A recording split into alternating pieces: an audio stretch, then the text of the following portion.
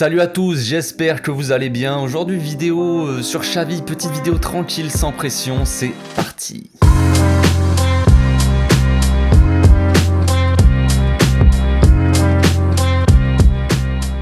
Au passage, n'hésitez pas à vous abonner, liker et commenter, c'est le meilleur moyen de me soutenir et ça fera plaisir à tonton.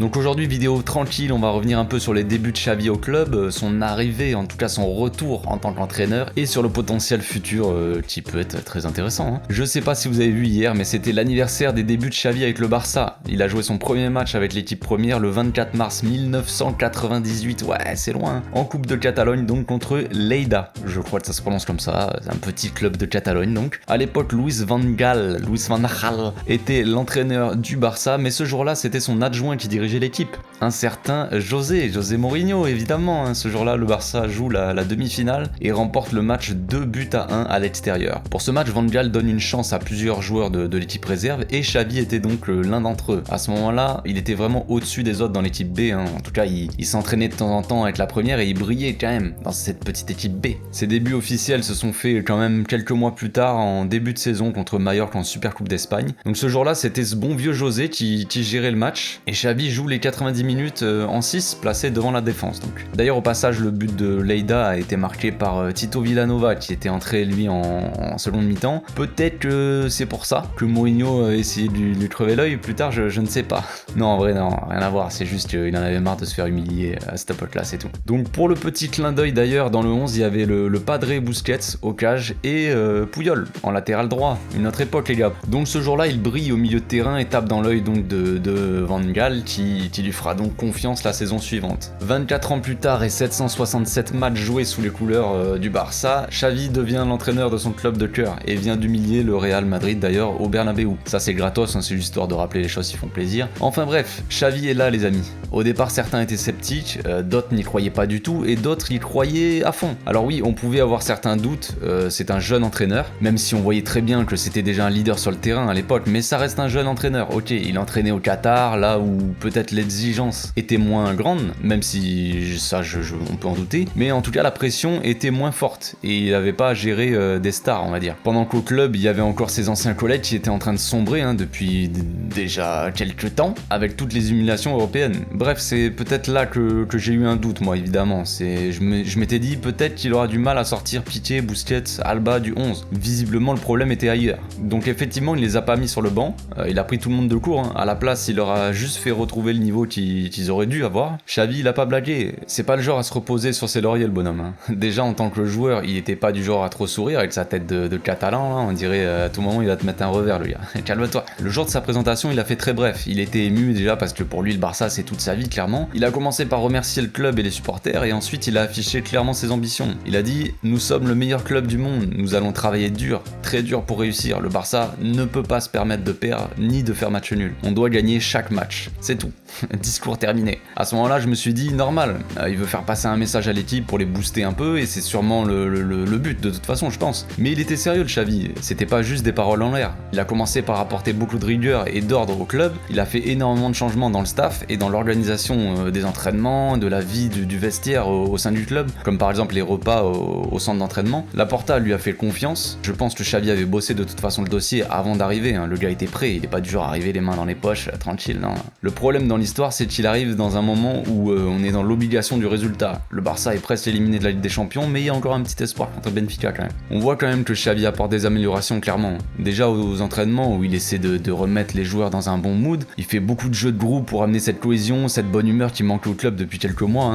Mais ensuite aussi dans le jeu, on voit dès les premiers matchs des nouveaux mouvements sur le terrain de la part des joueurs, cette volonté d'écarter l'équipe adverse et de jouer long sur les milieux qui font beaucoup d'appels dans l'axe. Une volonté de récupérer rapidement le ballon aussi, de pas le perdre bêtement ou en tout cas le moins possible. Il veut aussi que les joueurs tentent plus, qu'ils osent, qu'ils prennent du plaisir sur le terrain tout simplement. Mais Xavi il manque de temps, les matchs importants arrivent et il doit faire comme il peut pour préparer les joueurs à assimiler les nouvelles tactiques, mais les joueurs se donnent à fond à l'entraînement, clairement. On voit l'équipe à chaque fois sombrer physiquement autour de la 60e et le manque de profondeur de l'effectif se fait aussi ressentir quand même. Arrive le mercato d'hiver avec plusieurs arrivées donc qui vont faire du bien. Petit à petit l'équipe est mieux mais les résultats ne s'enchaînent pas forcément par contre. Certains joueurs comme Pedri et Ansu viennent juste de revenir, et alors que pour Ansu c'est la rechute, Pedri lui monte en puissance et devient un joueur de plus en plus important pour Xavi. Frenkie lui il est en plein doute et semble avoir la tête ailleurs, il y a beaucoup de rumeurs concernant son départ, mais Xavi le soutient publiquement. On sait aussi que Xavi parle beaucoup avec les joueurs, aux entraînements déjà, il parle avec le groupe pour donner ses consignes évidemment, mais il parle aussi à chaque joueur pour leur donner des conseils, leur dire comment ils peuvent améliorer telle ou telle chose, ce qui est très important surtout pour les jeunes. Vient le moment clé de la saison et la trêve internationale où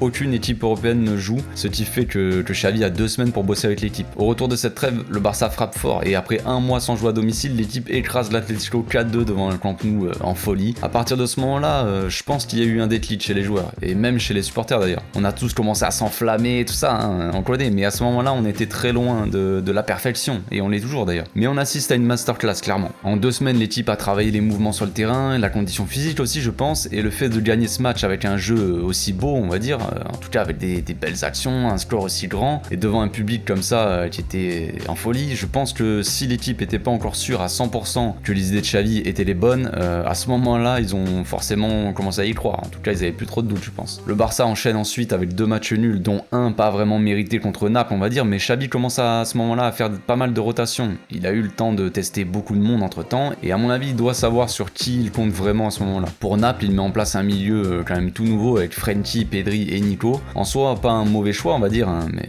on voulait tous voir ça, mais on sent que les gars sont peut-être pas totalement à l'aise, il manque probablement d'automatisme, mais ils sont aussi lâchés dans le grand bain, sans Busquets à côté pour leur donner la main. Peut-être une des premières fois que Xavi repose Busquets d'ailleurs, et il retentera l'expérience au plus grand plaisir des supporters, vu la forme actuelle de Sergio, ça lui a fait du bien tout ça. Les matchs suivants ont détruit Valence et Naples 4-1 et 4-2 chez eux, et ensuite 4-0 contre Bilbao. À ce moment-là, les gens commencent peut-être à nous prendre plus au sérieux, en tout cas les équipes adverses, hein. Du coup, on retrouve des bonnes vieilles équipes qui mettent le bus, hein, comme dans les meilleures années de Pep. On gagne difficilement Elche et on fait nul contre Galatasaray. On finit par passer quand même au tour suivant, mais encore une fois dans la douleur. L'équipe n'est pas si facile que ça et l'ambiance là-bas fait limite trembler la pelouse, tellement c'est le bordel. Un match très tendu donc, qui te prépare parfaitement au Classico. Xavi nous sort une masterclass 3 jours après son match contre les Turcs, donc le Barça va humilier le Real chez eux 4-0. Donc retour au présent maintenant, on est de bonne humeur, on est là, tranquille, semaine de trêve, on s'emmerde un peu, ouais, c'est vrai. Mais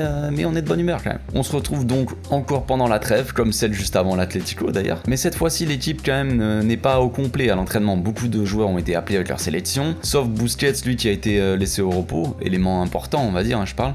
Sûrement la meilleure nouvelle possible, hein, je pense. Le joueur est redevenu très important dans le jeu, je dirais même fondamental. Aubameyang et Dembélé aussi sont restés à Barcelone d'ailleurs, ce qui est très bien aussi pour nous. Donc on peut faire les comptes maintenant. Avant Xavi, le Barça était à la 9ème place et maintenant on est très proche de la 2ème. Xavi est invaincu à l'extérieur et n'a subi qu'une défaite contre le Betis à domicile en Liga, je précise. Avec la réception de Séville, l'équipe a l'occasion de les rattraper au classement et de se mettre bien pour la suite de la saison, psychologiquement en tout cas. Mais je pense pas qu'il va s'arrêter en si bon chemin le Xavi là. Ok, l'équipe tourne bien, ok, les joueurs sont en forme et tout le monde est content, c'est cool, mais Xavi lui à 4-0 contre le Real, il pétait des câbles encore sur le bord de la touche là parce qu'on perdait des ballons. Et oui les gars, Xavi il a pas le temps, je vous dis, il a pas le temps. C'est un perfectionniste, c'est clair, et je peux vous dire qu'il arrêtera pas tant que l'équipe sera pas au top, hein. Xavi demande la perfection à ses joueurs et tant qu'il ne l'a pas, il sera pas satisfait tout simplement. Donc non seulement il a transmis à cette équipe sa rigueur, son amour pour le football, son amour pour le club, son respect pour le club aussi, et surtout pour le beau jeu, en tout cas le jeu du Barça, mais en plus de ça, il va forcément transmettre ce côté perfectionniste, je pense. Comme il le dit, il déteste perdre le ballon, limite ça le dégoûte. Il veut que les joueurs aient la même sensation quand ils perdent le ballon, la même haine, voilà, ce dégoût de soi. Tu ne peux pas perdre le ballon, frère. Donc à force, vous pouvez être certain que les joueurs vont finir par assimiler tout ça. Comme je le disais, le retour en forme des cadres coïncide étrangement avec le retour de Xavi, hein, au club, hein, bizarrement, bon c'est pas un hasard à mon avis, hein. Mais on voit aussi que certains joueurs comme Pedri et Frenkie montent clairement en puissance au milieu. Pour Pedri c'est peut-être plus évident, le joueur a pris une grande importance, il devient petit à petit le leader technique au milieu et s'affirme presque comme un patron du haut de ses 19 ans, lui là. Qu'est-ce qui se passe? C'est quoi ce délire? Dembélé, malgré toutes ces histoires de contrat, comme je disais la dernière fois, monte en puissance lui aussi. Xavi le gère bien et le joueur semble adhérer au projet du coach, en tout cas aux idées, même si son avenir est très incertain. Peu importe. Xavi sait ce que peut lui apporter Dembélé et même si le joueur ne reste pas, Xavi veut se servir de ses qualités pour atteindre ses objectifs de fin de saison, tout simplement. Pour le reste, on verra plus tard. L'arrivée d'Aubameyang n'y est sûrement pas étrangère non plus d'ailleurs.